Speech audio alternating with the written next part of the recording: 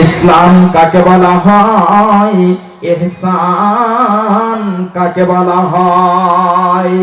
এবারে 4 নম্বরে প্রশ্ন করেছে, ইয়া মুহাম্মদ, হে মুহাম্মদ, আপনি আমাকে কিয়ামত সম্পর্কে বলে দিন।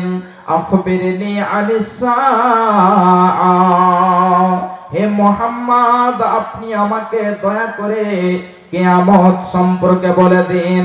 বিশ্ব নবী আমার বলছেন, মাল মাসউল আনহা বিআলামা মিনাস সাইলি, যাকে প্রশ্ন করা হয়েছে সেই ব্যক্তি যে প্রশ্নকারী, ওই প্রশ্নকারী থেকে বেশি জানে না।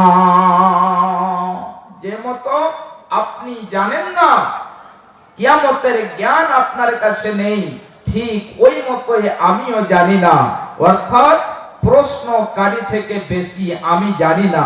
এবারে 5 নম্বরে প্রশ্ন করছে কি, 5 নম্বরে সে প্রশ্ন করছে, ফাখবিরনি আন আমারাতিহা, হে নবী মুহাম্মদ, আপনি আমাকে দয়া করে কিয়ামতের নিদর্শন সম্পর্কে বলে দিন।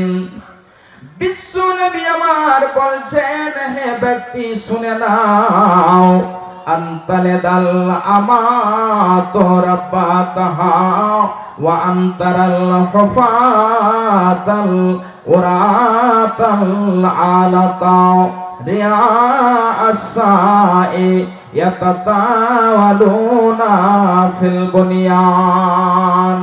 বিশ্বনবী আমার বললেন, যখন তুমি দেখতে পাবে দাসীরা নিজ মালিককে জন্ম দিচ্ছে, এটা আবার কেমন কথা?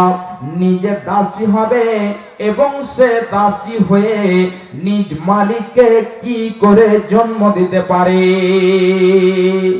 আমার ভাইরা, আমার মা, আমার বোনেরা, খুব ভালো করে শুনে রাখুন।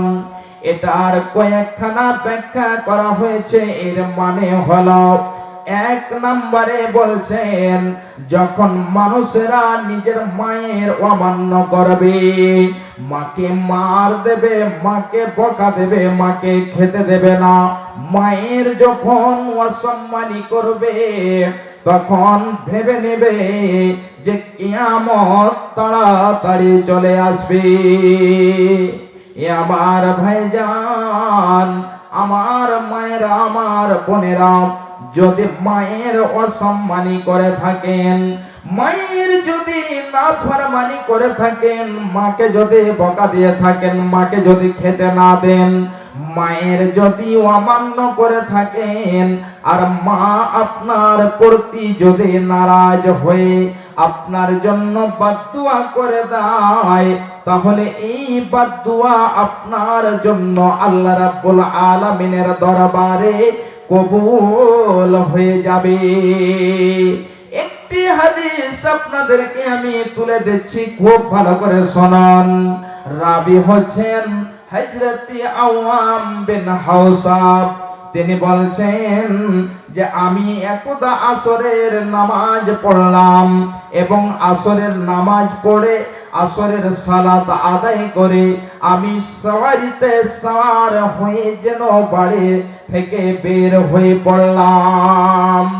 বাড়ি থেকে বের হয়ে যেতে যেতে যেতে যেতে সামনে একটা কবরস্থান পেলাম এবং সেই কবরস্থানের কাছে যে আমি দোয়া পড়লাম, তাদের সালাম দিলাম এবং সেখানে দাঁড় হয়ে আমি দেখতে পাচ্ছি যে একটা কবর ফেটে একটা মানুষ বের হলো, যার উপর ধরটা হলো গাধার মতো এবং নিচন ধরটা হলো মানুষের মতো।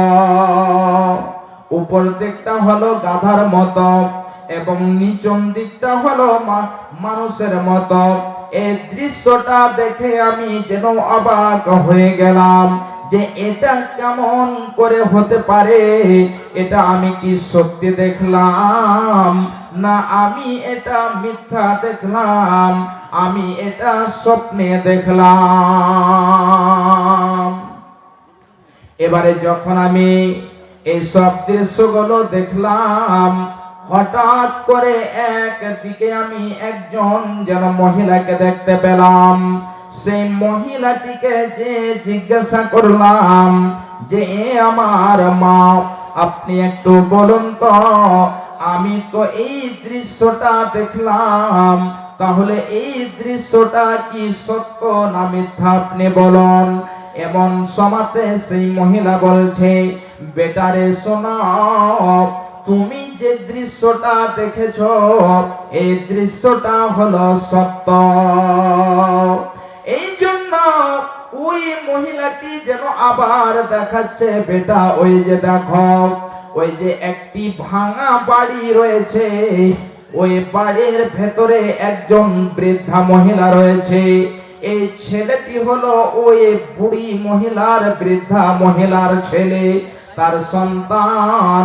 এবারে যেদিন তার মৃত্যু হয়েছে সেদিন থেকে প্রতিদিন কবর থেকে উঠে 3 বার গাধার মতো চিৎকার করে, আবার যেন সে কবরের ভেতরে চলে যায় আর সেই কবরটা বন্ধ হয়ে যায়। তাহলে তার মায়ের সাথে কি হয়েছিল খুব ভালো করে শুনুন। তার মা যেন বেটাকে বলছে, বেটা তুমি যেন মদ পান করছো, এই মদ পান ছেড়ে দিতে হবে, মদ আল্লাহ হারাম করে দিয়েছে, মদ পান করা যাবে না, বেটা তুমি নামাজ আদায় করো। যখন সে বৃদ্ধা মহিলা, বুড়ি মা যখন এই কথা বলেছে, এমন সময়তে সেই ছেলেটি বলছে, মা তুমি আমাকে শুধু গাধার মতো চিৎকার করে বলছো, তুমি আমাকে শুধু গাধার মতো বলতে থাকছ। এবারে যেন কিছুদিন কেটে যাওয়ার পরে ওই সন্তানের যেন মৃত্যু হয়ে গেল, মা নারাজ হয়ে রয়েছে। এবারে তাকে মাটি দেওয়া হলো, মাটি দিয়ে তারপরে আসরের নামাজ পড়ে যে তাকে দাফন করা হয়েছে। ওই দিন থেকে নিয়ে আজ পর্যন্ত প্রত্যেক দিন কবর ফেটে বের হয় এবং 3 বার গাধার মতো চিৎকার করে, আবার সে কবরের ভেতরে চলে যায়। ভাইজান, তাহলে একবার চিন্তা করে দেখুন, যেই মা আপনাকে জন্ম দিয়েছে, যেই মা আপনাকে 10 মাস 10 দিন পেটে ধারণ করেছে, এই মাকে যদি আপনি নারাজ করে রাখেন, নারাজ করে দেন, আপনার উপরে যদি নারাজ হয়ে থাকে, তাহলে হতে পারে আপনার জন্য যদি বদদুয়া করে দেয়, সেই বদদুয়াটি আল্লাহর দরবারে কবুল হয়ে যাবে। ভাইজান আমার মা, আমার বোনেরা, যদি আপনি আপনার মাকে কষ্ট দিয়ে থাকেন, দুঃখ দিয়ে থাকেন, তাহলে আপনি নিজে ছোট হয়ে যে মাকে বলবেন, মা আমি অজানাতে তোমাকে কষ্ট দিয়েছি, মা আমি বুঝতে পারিনি তোমাকে মেরে দিয়েছি, মা তোমার এত মর্যাদা, তুমি আমাকে পেটে ধারণ করেছ, এই প্রসব বেদনা সহ্য করে তুমি আমাকে জন্ম দিয়েছ। সেই মায়ের যদি হাত দুখানা ধরে আপনি বলেন, মা তুমি ক্ষমা করে দাও, যদি পা ধরতে হয় পা ধরে যদি আপনি বলেন, মা আমি বুঝতে পারিনি তুমি আমাকে ক্ষমা করে দাও, তাহলে ওই মা আপনাকে অবশ্যই অবশ্যই ক্ষমা করে দেবে। এখানে যতজন ভাই আছেন, যদি এই মতো আপনার দ্বারাতে ভুল হয়ে থাকে, তাহলে অবশ্যই মায়ের কাছে যে ক্ষমা চাইবেন।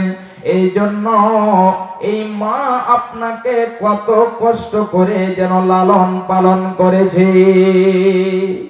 মায়ের চোখে ঝরলে পানি, আল্লাহর আরশ কাঁপা যায়, কান্দে না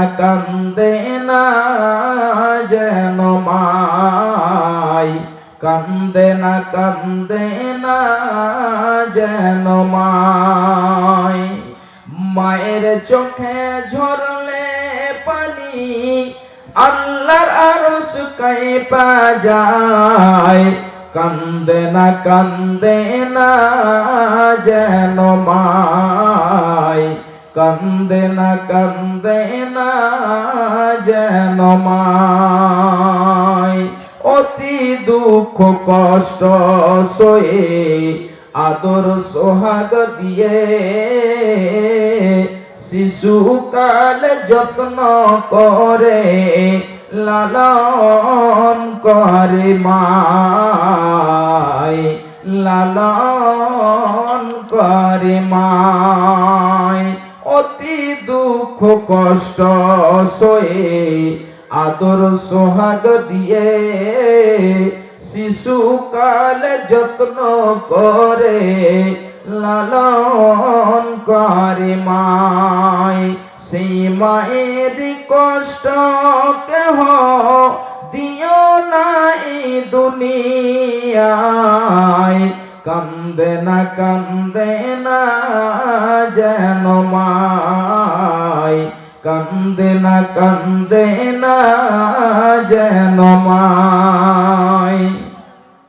বিদেশে বিপাকে যদি সন্তান মারা যায়, সবার আগে জানে তাহার জনম দুঃখী মা। সবার আগে জানে তাহার জনম দুঃখী মা। নীরবে মা অশ্রু ফেলে সন্তানেরই পেতে চায়। কান্দে না যেন মায়, কান্দে না যেন মায়। নীরবে মা অশ্রু ফেলে সন্তানেরই পেতে চায়। কান্দে না যেন মায়, কান্দে না যেন মায়। মায়ের চোখে ঝরলে পানি আল্লাহর আরশ কাঁপা যায়। কান্দে না যেন মায়, কান্দে না যেন মায়। সন্তানেরই জন্য মায়ে করলে মুনাজাত, ফেরাতে পারেন না প্রভু মায়ের দুটি হাত। সন্তানেরই জন্য মায়ে করলে মুনাজাত, ফেরাতে পারেন না প্রভু মায়ের দুটি হাত। সেই মায়ের পায়ের নিচে জান্নাত, এই কথা কি ভ্রম হয়। কান্দে না যেন মায়, কান্দে না যেন মায়। দিলজান বিবি 5000 দিলজান বিবি বাড়ি কোথায়? এখানে আমার স্ত্রী। আচ্ছা, আপনার স্ত্রী। আর আমি হলাম 500 জায়গা। নারে তাকবীর। আপনার নামটা যেন? বাদশাহ মণ্ডল। তিনি 5 শতক জায়গার ঘোষণা করেছেন এবং তার পার্শ্বে মডল আপনি এই গ্রামে। আলহামদুলিল্লাহ, নারে তাকবীর। তাহলে জমি তো 5 শতক হয়েছে, 5000 টাকা